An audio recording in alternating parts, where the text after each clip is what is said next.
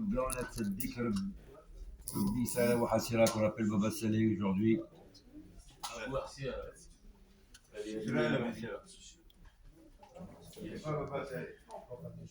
C'est pas Baba Saleh? C'est qui alors? Baba Salah ou Hassira de. Hein? Ouais. Alors, on apprend aujourd'hui. Les Ilou Nishmatam de fois chez les mains. Nous apprenons aujourd'hui, j'ai fait Arvit vendredi soir. J'ai fini, je suis rentré dans une autre synagogue. Ils ont à peine commencé Minha. Est-ce que je réponds Kaddish et je réponds la Kedusha ou pas, Serge? Qu'est-ce que tu fais? Hein? Vendredi soir, chez moi à la synagogue, on fait Arvito. Donc on a fait Arvit, on a tout fait. Je suis allé dans une autre synagogue pour chercher quelqu'un et ils viennent à peine de commencer Minha. Est-ce que je réponds au Kaddish? Est-ce que je réponds au Kedusha? Ou alors j'ai déjà fait Shabbat, moi? Pour moi, je suis déjà fait rentrer Shabbat. Qu'est-ce que je fais, Bruno? Même si j'ai déjà accueilli Shabbat, je peux faire la Kedusha ou non? Parce que la Kedusha, c'est en rapport avec Minha de la semaine. Eh bien, évidemment, vous avez raison. Évidemment, on doit répondre parce que la prière n'a aucun rapport avec Hol et pas Hol.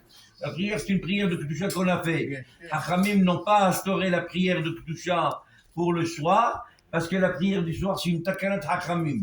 Tandis que le reste, c'est pas la même chose de Shaharit et Minha. C'est pour cette raison-là.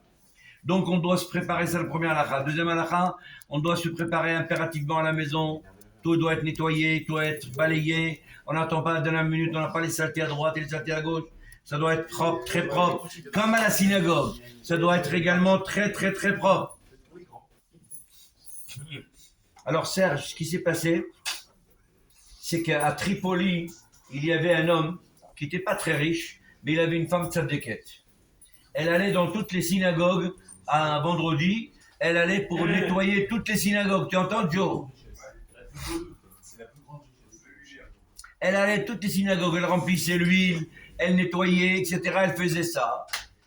Et un vendredi, tu entends, un vendredi, elle n'a pas pu aller, tout simplement parce qu'il y a un clou qui lui est rentré dans le pied. Alors elle avait les soucis, qu'est-ce que je fais? Je vais pas, sinon comment on va laisser la synagogue? Tu entends, Joe? La santé d'abord. Elle a dit, ben je m'en vais, je peux pas laisser la synagogue. La pauvre, elle marchait sur un seul pied. Elle allait d'une synagogue comme ça, en souffrance. Et sur la route, il y a un monsieur qui la croise. Il lui dit, madame, pourquoi vous pleurez? Elle a dit, bah, j'ai mal, vous avez vu, je dois aller à la synagogue pour nettoyer. Et regardez, j'ai un clou qui est rentré, ça me fait mal. Il lui a dit, madame, si vous faites ça, vous ne méritez pas de tomber malade. Il lui a fait il lui a dit ça quelques mots après. Ah ouais? Quelques minutes après, elle a guéri, elle a plus mal pour y poser le pied. Elle a guéri? Il lui a dit, vous êtes qui? Il lui a dit, je suis Eliyahu Navi. Ah, Eliyahu Navi. Tu entends? Elle a rencontré Eliyahu Navi. Ça s'est passé à Tripoli. Regarde, les gens simples. Oui, Eliyahu Navi, il est venu la guérir. Il lui a dit, madame, parce que vous faites ça et ça, eh bien, vous méritez.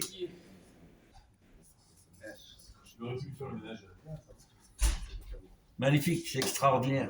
Ah ouais. Allez, les Ilou Nishmat, qu'on est une fois chez les mains. חזק וברוך אמר רבי אלעזר אמר רבי חנינא תלמידי חכמים מרבים שלום בעולם ושלום וברכה בנייך לימוד אדוני ורב שלום בנייך צקרי בנייך אלא בנייך שם בחילך שלום